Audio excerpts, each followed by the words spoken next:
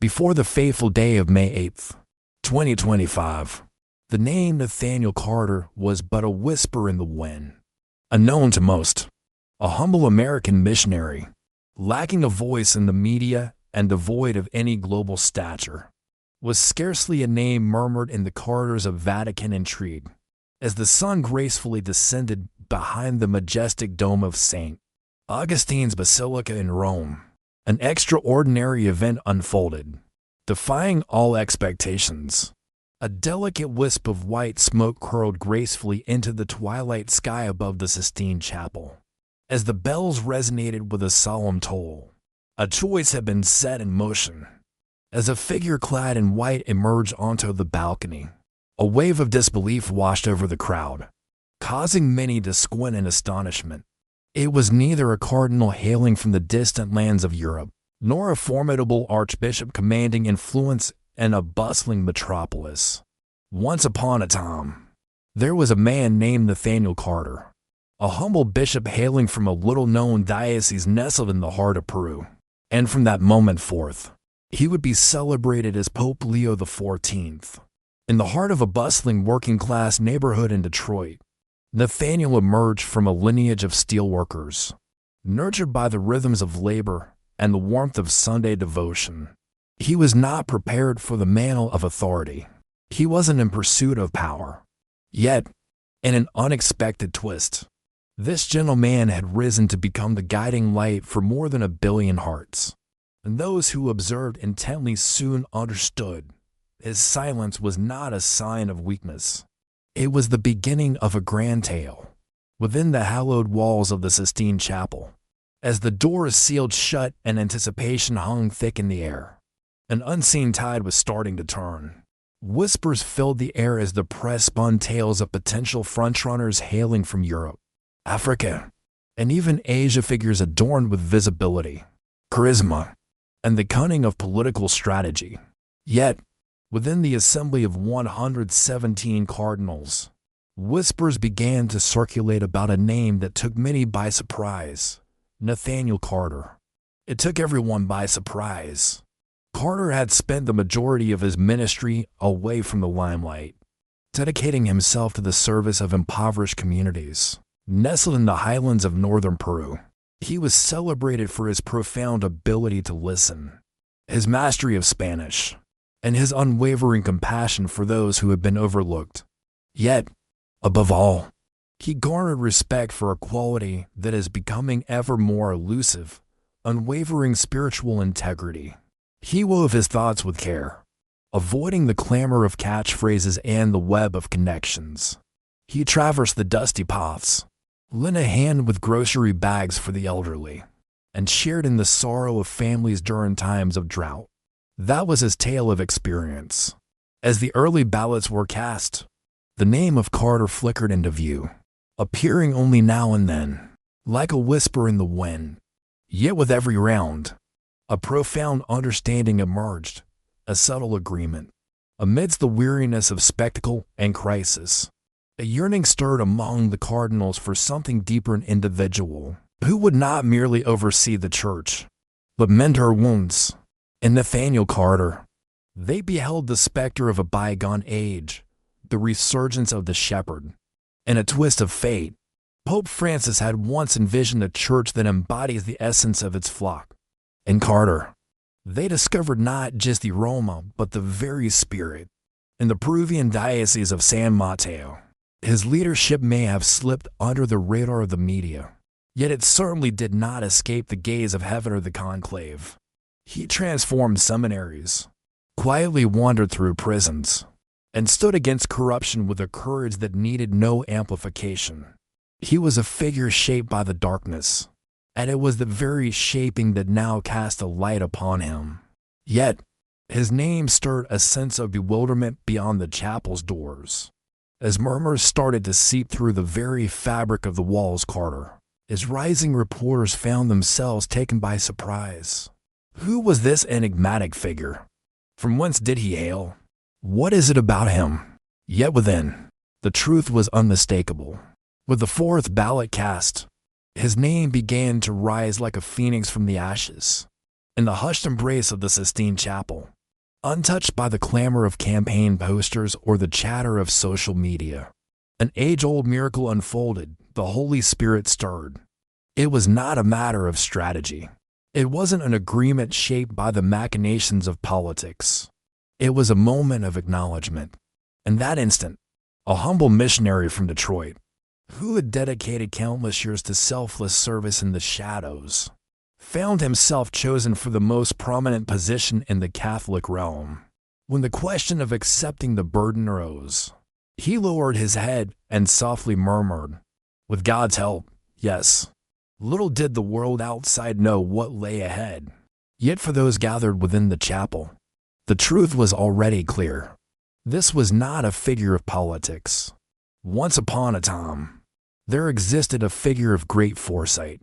As the proclamation resonated throughout the square, Annuncio vobis gaudium magnum, habemus papam, millions tuned in, eager to catch a glimpse of a beloved figure. Yet, as the figure clad in white emerged onto the balcony, a hush fell over the crowd. He carried the weight of years more than most anticipated. His shoulders gently bowed, his visage a mystery to those who beheld him. Amidst the unfolding events, certain members of the press eagerly sought out details. Who was this enigmatic figure? Nathaniel Carter. The voice of the announcer resonated through the air, capturing the attention of all who listened. And thus, he shall be known as Pope Leo XIV. For a full 10 seconds, the audience held its breath in utter silence. Silence reigns. Silence reigns. A peculiar, shared quietude envelops the scene. And then, gradually, like the tide reclaiming the shore, the square burst forth in jubilant cheers but also in a flurry of inquiries. Could it be the inaugural Pope from America? A figure shrouded in mystery, unexpected by all, a messenger emerging from the edges. Yet, it was the unfolding events that left everyone in awe. In a moment that caught everyone off guard, Pope Leo XIV chose not to deliver an elaborate speech or raise his arms in a grand gesture of blessing. Instead, he knelt, a humble act that spoke volumes. In that moment, on the balcony floor, with the gaze of the world upon him, he fell to his knees. Silence speaks volumes. No splendor, only the hush of stillness. With a humble heart, he lowered his gaze and whispered his prayers. The cardinals behind him paused, caught in a moment of uncertainty, torn between the urge to advance and the instinct to hold their ground. The lenses remained focused, capturing every moment. The voices of the commentators faded into a hush. Across the globe, from Manila to Madrid, from Kinshasa to Kansas to Levishan, screens illuminated a pope who chose not to take the stage. He had no intention of dazzling anyone. He stood there, ready to yield. As he rose to his feet, the words that escaped his lips were neither political, nor theological, nor historic. They embodied the essence of humanity. "Before I share my thoughts with you," he said in a calm, slightly hoarse voice, "I must first attune myself to the silence that envelops us this evening." Once more, he took a moment to reflect, a sacred, spontaneous moment of stillness. In the absence of slogans, silence reigned. There are no guarantees, no grand proclamations. In that fleeting instant, it was as though the balcony transformed into a sacred altar, and the crowd below became a devoted congregation, enveloped in a moment that transcended the ordinary. Then he added, "I do not hail from authority, but from a place of service. In the absence of answers, I hold on to faith. And so, our tale shall take its first breath here." That moment, simple, unplanned, and breathtaking in its humility, would become the defining chapter of Pope Leo XIV's papacy. The world anticipated a leader. Instead, they discovered a figure humbled on the ground, his knees pressed into the earth. Reporters found themselves in a frenzy. Political analysts found themselves with no mysteries to unravel. In hushed tones, those within the Vatican shared their concerns. This is not what we prepared for. Yet, As if by magic, a wave of emails surged into parishes. Blogs ignited with a sense of reverence, and the often jaded started to utter a sentiment that had nearly slipped from the fabric of contemporary life. I feel drawn to hear what he has to say. In the days that unfolded after his election, Pope Leo XIV made an unexpected choice. Rather than settling into the opulent papal apartments, he opted to stay at the Domus Sanctae Martyr, the Vatican guest house typically reserved for visiting clergy. When inquired about his decision, he replied with simplicity, "I sleep better when I can hear the birds." To some, it appeared as a charming oddity. Yet for others, it marked the initial whisper of something profound. A subtle upheaval was taking shape. Within the sacred confines of the Vatican, an unease began to simmer. Cardinals, long accustomed to the rituals of eloquent discourse, found themselves in gatherings where the new pope would often commence in quietude. Eyes shut, inhaling deeply, before posing a singular inquiry. How are your people? Not, how are your initiatives, your finances, your statistics? But, how are your people? And thus, the course of events was forever altered. The Roman Curia, often viewed through a lens of bureaucracy and detachment, found itself in the presence of a man whose silence spoke volumes. When he chose to break that silence, his words resonated deeply, leaving an indelible mark. "The shepherd must smell like the sheep," he remarked to one department head. "Yet, some of us are beginning to resemble boardrooms." He spoke not with fury, but with a heavy heart, and yet that sorrow held a profound strength. Before long, whispers filled the air. Pope Leo, quietly entering the chapel at the break of dawn, not for the spotlight, but for solitude and prayer, crafting heartfelt letters to seminarians in the midst of conflict. Disguised, he made his way to a retirement home, sharing moments with those in need. The world soon dubbed it the papacy of presence. Yet, it wasn't solely the bishops and bureaucrats who underwent transformation. The youth, previously distant from the church, started to awaken. A collective of university students in Germany came together to pray the rosary, for the first time in years, inspired by a solitary image of the Pope engaging in the act, devoid of cameras. Meanwhile, in Brazil, a teenager shared, "He doesn't try to look cool. He just looks real." Perhaps that's the essence of holiness. In the midst of it all, those who typically dissect every utterance from the papal figure for hints of scandal found themselves in an unusual predicament. There were no catchy phrases, no enticing political angles. Instead, they grappled with the challenge of articulating how a man who spoke in hushed tones had managed to enchant the world. For the truth was becoming undeniable. Pope Leo XIV was not merely another successor. He was redefining what it meant to lead. In this transformation, he compelled everyone from esteemed clergy to disenchanted youth to confront a more profound question. Have we lost sight of the essence of holiness? It arrived not with a policy, nor did it come wrapped in an encyclical or a press release. The new opportunity bestowed by Pope Leo XIV was something far more precise, a profound reset of the heart.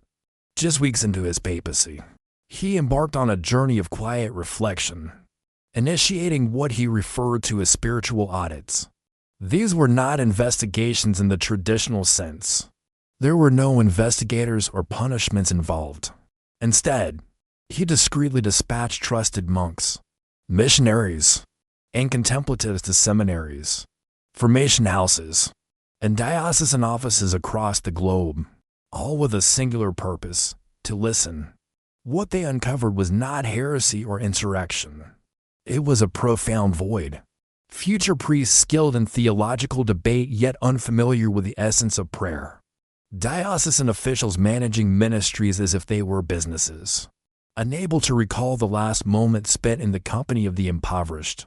Religious communities that had not abandoned their regulations.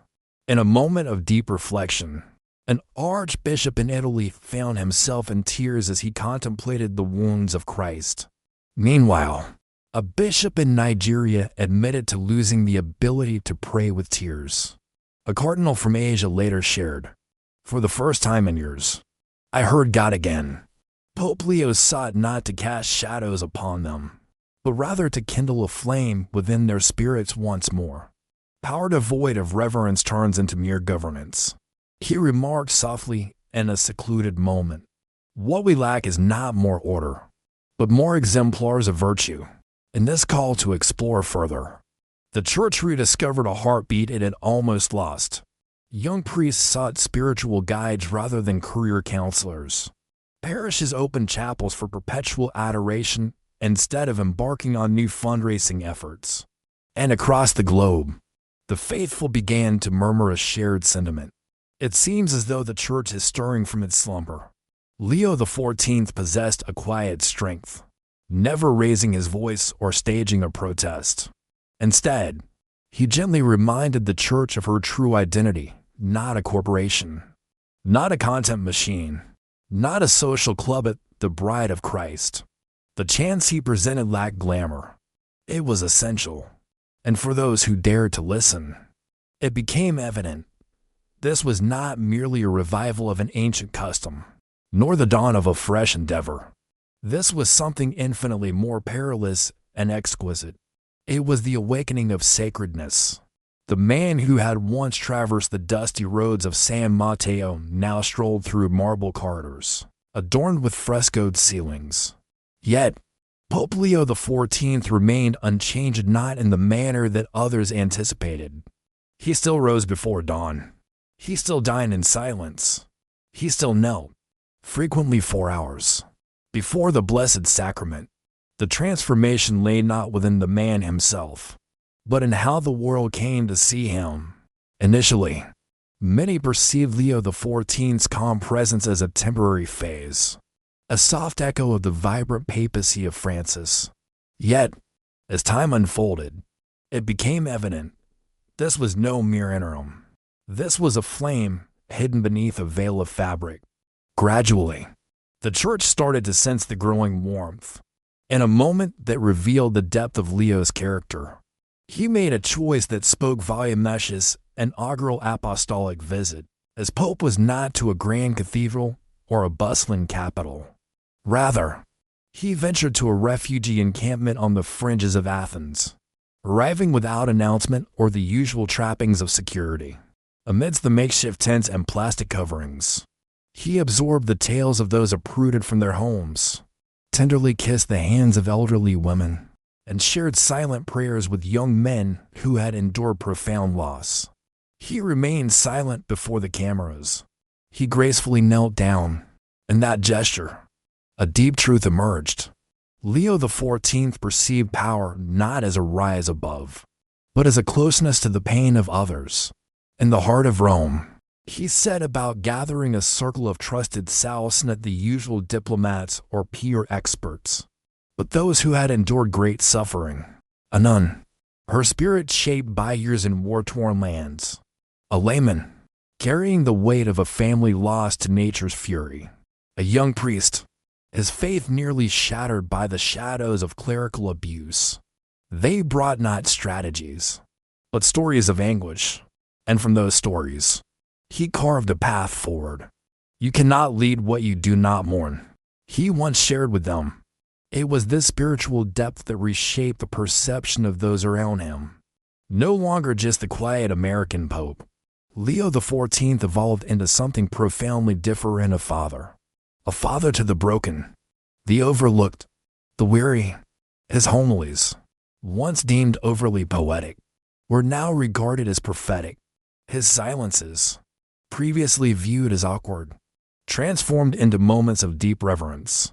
Even his critics started to soften, not due to any change in doctrine or grand proclamations, but because his life consistently aligned with his words. He wasn't merely acting humble, he was embodying it. In a world overflowing with noise and pretense, this was truly astonishing. Once a humble floor scrubber in a Peruvian village, The man now grasped the keys of Peter. Despite the immense burden he carried, he sought no sympathy from anyone. He simply sought the solace of prayer. And with each passing day, as the church observed him shoulder the weight, something remarkable started to unfold, not for him, but for them. Hope flickered back to life within them, not solely within the confines of the church, yet in purity. As Pope Leo XIV marked the end of his inaugural year as Bishop of Rome, a profound realization emerged. His mission was not to propel the church into the future, but rather to guide it back to its timeless essence. He didn't embark on grand global campaigns. He didn't proclaim sweeping changes to doctrine. Rather, he extended a gentle yet persistent invitation to the church to rediscover its path back to Christ. Wherever Leo XIV wandered, he carried a timeless message, not cloaked in modern phrases but rooted in age-old wisdom, prayer, silence, scripture, the Eucharist, and mercy. Gradually, a gentle revival started to unfold, not from the heart of the Vatican, but from the edges. Moving inward, in a prison chapel nestled in Colombia, inmates found themselves drawn to the liturgy of the hours, inspired by one of his reflections. Meanwhile, on the outskirts of Nairobi, a young woman felt compelled to start a night adoration group after witnessing a clip of him kneeling in solitude before the tabernacle. In Quebec, a former atheist reignited the practice of lighting candles, not due to a victorious argument, but because of an unexplainable stillness that enveloped him. These were not mere fads. They were resonances of the soul. Leo XIV never sought the sound of clapping hands. Instead, he garnered something far more profound, a gathering of witnesses. These witnesses came to understand that holiness wasn't reserved for the saints depicted in stained glass windows, but was meant for the present, for the here and now, for each of them. He often remarked, "The church will not rise by shouting louder but by loving deeper." Those words became a guiding light. Parishes turned their attention from frantic activities to meaningful connections. Confession lines grew longer not from guilt, but from a deep yearning. Vocations, which had long been scarce, started to emerge again in overwhelming numbers. But through quiet, heartfelt invitations, in the heart of this serene transformation, Pope Leo XIV stood unchanged. Each evening, he continued to kneel beside his humble bed, clutching the same rosary that had accompanied him for years. His room held no accolades or likeness, only a crucifix, a weathered Bible, and heartfelt letters from families he had once tended to in the Andes. A journalist, given the unique opportunity to spend a week in his presence, noted, "He is not attempting to alter the world. He is allowing Christ to do it through him." And perhaps that's why this papacy held a significance beyond what any headline could convey. Not merely due to Leo XIV's choices, but rather because of his unwavering faithfulness. He reminded the church that it is not power that brings sanctity, but love. It is not prestige that leads to conversion, but presence. And at the core of the church, the most transformative element is not the clamor of voices, but a soul deeply in love with God. The bells of St. Augustine continue to toll, not for a famous pope, but for a guide who had the courage to lead through attentive listening, who held the conviction that tranquility could inspire entire nations, and who, amidst a time of grand displays, opted for the quiet power of a whisper instead of the clamor of the masses. And the world remains attentive. If Pope Leo XIV imparted a lesson to the world, it is this: true strength does not require volume. It is rooted in unwavering faith. In an era where the essence of leadership is frequently confused with mere charm, and the clarity of truth is often lost amidst a sea of opinions, Leo XIV emerged not through his words, but through the life he led. He was not one to pursue the limelight or seek validation. Instead, he consistently appeared day after day, prayer after prayer, heart after heart embodying the unwavering spirit of one who was wholly devoted to Christ. His message was clear and profound. Holiness is not something elusive. It's merely concealed. The world doesn't crave more perfection.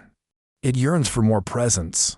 He shared with us that true greatness arises not from constructing grand stages, but from humbly serving others.